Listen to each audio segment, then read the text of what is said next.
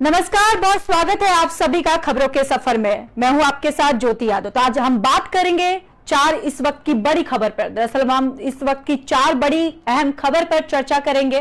पहली खबर, विपक्षी दलों की बैठक पर बीजेपी ने कांग्रेस पर तंज कसते हुए कहा है कि कांग्रेस अकेले हमें हरा नहीं सकती, इसलिए वो विपक्षी पार्टियों का सहारा ले रही है।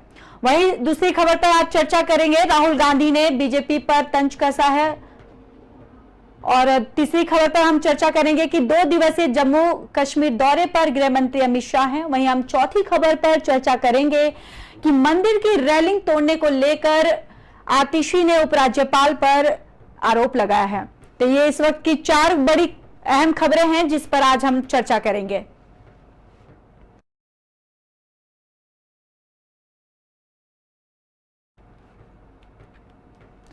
बीजेपी के खिलाफ मोर्चाबंदी के लिए पटना में आज विपक्षी दलों की बैठक हो रही है। बिहार के मुख्यमंत्री नीतीश कुमार ने विपक्षी को एकजुट करने के लिए यह बैठक बुलाई और इसमें कांग्रेस नेता राहुल गांधी, पश्चिम बंगाल की सीएम ममता बनर्जी, दिल्ली के मुख्यमंत्री अरविंद केजरीवाल समेत विपक्षी दलों के तमाम बड़े नेता शामिल हो रहे हैं।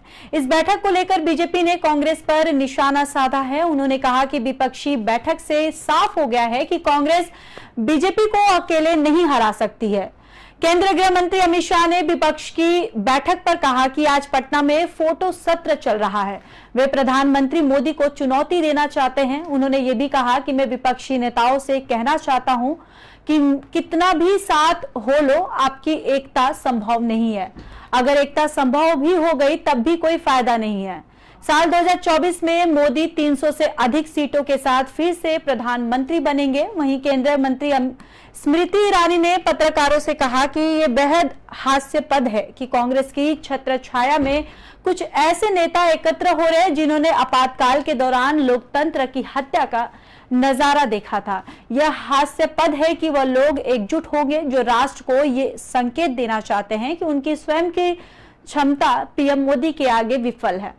केंद्रीय मंत्री ने कहा कि मैं विशेष तौर पर कांग्रेस पार्टी का आभार व्यक्त करना चाहती हूं कि उन्होंने सार्वजनिक तौर पर यह घोषित कर दिया है कि कांग्रेस पीएम मोदी को अकेले हराने में नाकाम है। सारी जो विपक्षी पार्टियां हैं या कांग्रेस है, उनको एकजुट होना पड़ रहा है क्योंकि वो अकेले बीजेपी को हरा नहीं सकती हैं।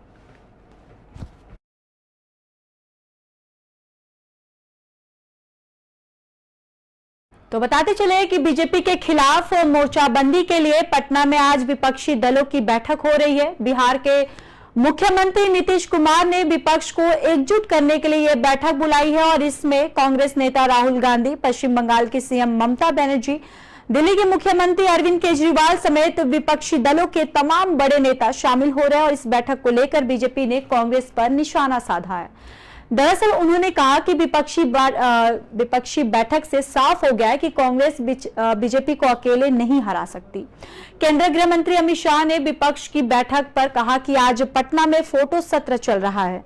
वे प्रधानमंत्री मोदी को चुनौती देना चाहते हैं। उन्होंने कहा कि मैं विपक्षी नेताओं से कहना चाहता हूं कि कितना भी साथ हो लो, आपकी एकता संभव नहीं है। अगर एकता संभव भी हो गई तब भी कोई फायदा नहीं है। साल 2024 में मोदी 300 से अधिक सीटों के साथ फिर से प्रधानमंत्री बनेंगे।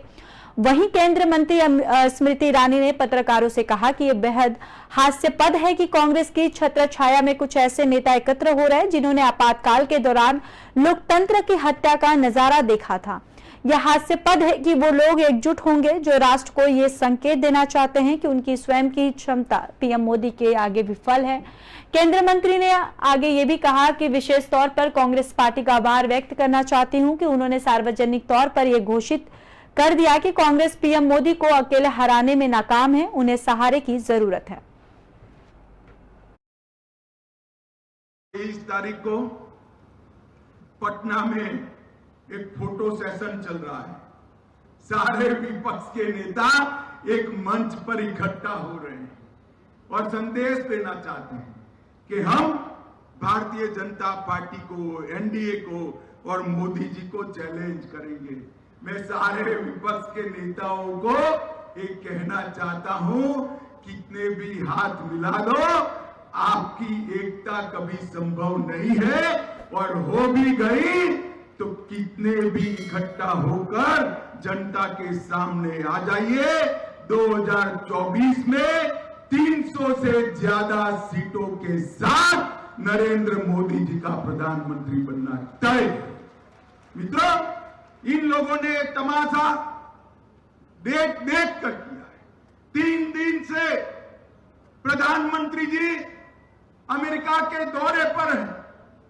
आज बहुत समय के बाद भारत को अमेरिका ने भारत के प्रधानमंत्री जी को स्टेट गेस्ट का ऑनर दिया है और जिस प्रकार का सम्मान अमेरिका ने में प्रधानमंत्री जी को मिला है, ये न भूतो न। तो चलिए बढ़ते हैं अगली खबर की ओर। विपक्षी एकता की बैठक में शामिल होने के लिए कांग्रेस नेता राहुल गांधी और राष्ट्रीय अध्यक्ष मल्लिकार्जुन खड़गे पटना पहुंचे। पटना एयरपोर्ट पर मुख्यमंत्री नीतीश कुमार ने दोनों नेताओं ने उनका स्वागत किया। इसके बाद 10 से अधिक जगहों पर राहुल गांधी का स्वागत भी किया गया। बिहार प्रदेश कांग्रेस ने उनके स्वागत में जगह जगह मोहब्बत की दुकान लगाई थी। सदाकत आश्रम में भी कार्यकर्ताओं ने उनका भव्य स्वागत किया। कई कार्यकर्ताओं ने उन्हें देश का भावी प्रधानमंत्री बताते हुए नारेबाजी भी की है। कांग्रेस के राष्ट्रीय अध्यक्ष मल्लिकार्जुन खड़गे ने कहा कि हमें लोकसभा चुनाव साथ मिलकर लड़ना होगा। अगर हम लोग बिहार जीत गए तो देश जीत जाएंगे। राहुल गांधी ने भी मोदी सरकार पर जमकर निशाना साधा। उन्होंने कहा कि बीजेपी देश को तोड़ने का काम कर रही है और उन्होंने ये भी कहा कि कांग्रेस पार्टी का जो डीएनए है। इसी के बाद मंच पर से कार्यकर्ताओं को संबोधित करते हुए राहुल गांधी ने समर्थकों से पूछा कि कैसा है। उन्होंने कहा कि बिहार में कांग्रेस पार्टी का जो डीएनए है वो बिहारी है। आपने हमारी भारत जोड़ो यात्रा से बहुत मदद की, इसके लिए धन्यवाद मैं देता हूं। और साथ ही साथ उन्होंने ये भी बोला कि जहां भी गया वहां बिहार के लोग मिले और वो हमारे साथ चले। यात्रा में आपने हमारी मदद की है क्योंकि आप विचारधारा को मानते हैं। राहुल गांधी ने कहा कि हिंदुस्तान में विचारधारा की लड़ाई चल रही है। एक तरफ कांग्रेस की भारत जोड़ो की विचारधारा और दूसरी तरफ बीजेपी आरएसएस की भारत जोड़ो की विचारधारा है। इसलिए आज हम बिहार आए हैं और देश की सारी विपक्षी पार्टियां एक साथ मिलकर बीजेपी को हराने जा रही हैं। तो आपको बताते चले कि आज बिहार के पटना में विपक्षी पार्टियों का आज बैठक हुआ है और इसमें राहुल गांधी भी पहुंचे और उनका राष्ट्रीय अध्यक्ष मल्लिकार्जुन खड़गे भी पटना पहुंचे। पटना एयरपोर्ट पर मुख्यमंत्री नीतीश कुमार ने दोनों नेताओं ने उनका स्वागत किया। इसके बाद 10 से अधिक जगहों पर राहुल गांधी का स्वागत किया गया। वहीं बिहार प्रदेश कांग्रेस ने उनके स्वागत में जगह जगह मोहब्बत की दुकान लगाई थी। सदाकत आश्रम में भी कार्यकर्ताओं ने उनका भव्य स्वागत किया। कई कार्यकर्ताओं ने उन्हें देश का भावी प्रधानमंत्री बताते हुए भी नारेबाजी की। और वहीं कांग्रेस के राष्ट्रीय अध्यक्ष मल्लिकार्जुन खड़गे ने कहा कि हमें लोकसभा चुनाव साथ मिलकर लड़ना होगा। अगर हम लोग बिहार जीत गए तो देश जीत जाएंगे। राहुल गांधी ने भी मोदी सरकार पर जमकर निशाना साधा। उन्होंने कहा कि बीजेपी देश को तोड़ने का काम कर रही है। उन्होंने ये भी कहा कि कांग्रेस पार्टी का जो डीएनए है। इसी के बाद मंच से कार्यकर्ताओं को संबोधित करते हुए राहुल गांधी ने समर्थकों से पूछा कि कैसा है और उन्होंने कहा कि बिहार के कांग्रेस पार्टी का जो डीएनए है वो बिहारी है। आपने हमारी भारत जोड़ो यात्रा में बहुत मदद की है, इसलिए धन्यवाद। जहां भी गया वहां बिहार के लोग मिले, वो हमारे साथ चले यात्रा में। आपने हमारी मदद की है क्योंकि आप विचारधारा को मानते हो। और राहुल गांधी ने यह भी कहा कि हिंदुस्तान में विचारधारा की लड़ाई चल रही है और एक तरफ कांग्रेस की भारत जोड़ो विचारधारा, दूसरी तरफ बीजेपी आरएसएस की भारत जोड़ो की विचारधारा है। इसलिए आज हम बिहार आए हैं। देश की सारी विपक्षी पार्टियां एक साथ मिलकर बीजेपी को हराने जा रही है।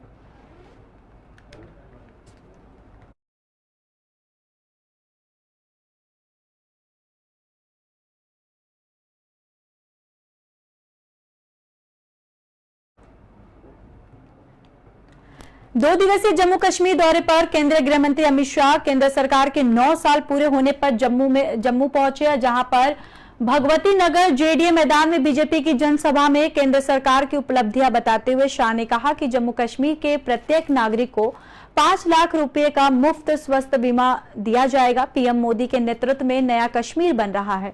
आगे उन्होंने ये भी कहा कि आज डॉक्टर श्यामा प्रसाद मुखर्जी का बलिदान दिवस है। पूरा देश जानता है कि उन्हीं की वजह से बंगाल आज भारत के साथ है। उन्होंने जम्मू कश्मीर में धारा 370 का विरोध किया। उन्होंने कहा था कि एक देश में 2 विधान, 2 प्रधान और 2 निशान नहीं चलेंगे। केंद्रीय अमित शाह ने यह भी कहा कि कांग्रेस पर आरोप लगाते हुए दरअसल उन्होंने कहा है कि कांग्रेस 12 लाख करोड़ रुपए के भ्रष्टाचार में शामिल थी, जबकि मोदी सरकार पर भ्रष्टाचार के एक भी मामले का आरोप नहीं लगाया जा सकता। तो बताते चले कि केंद्रीय गृह मंत्री अमित शाह 2 दिवसीय जम्मू कश्मीर के दौरे पर हैं।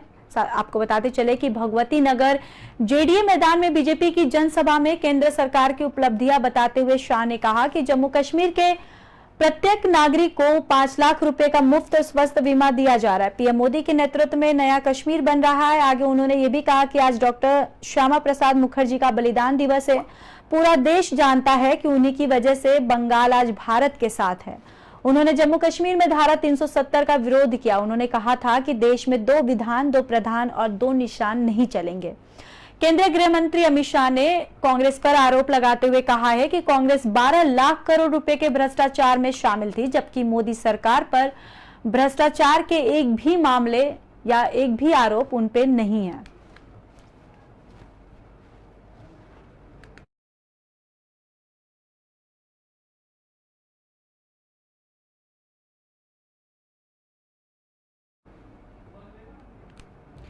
केजरीवाल सरकार और उपराज्यपाल वीके सक्सेना के बीच चल रही तानातानी जग जाहिर है।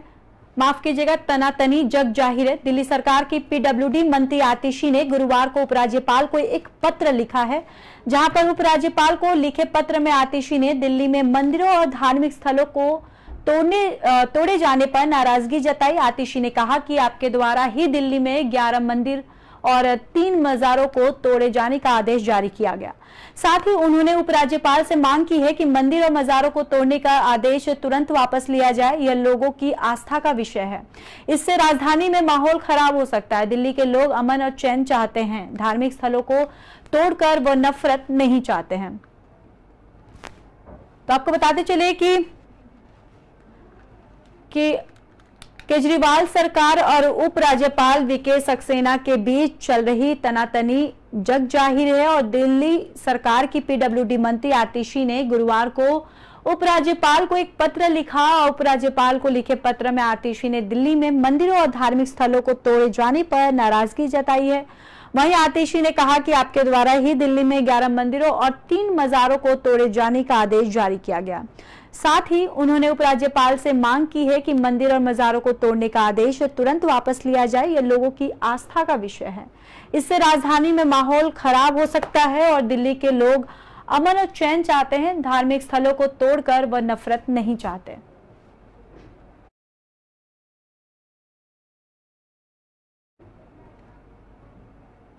तो इस चर्चा में बस इतना ही। बाकी देश और दुनिया की खबरों के लिए देखते रहिए पी न्यूज़।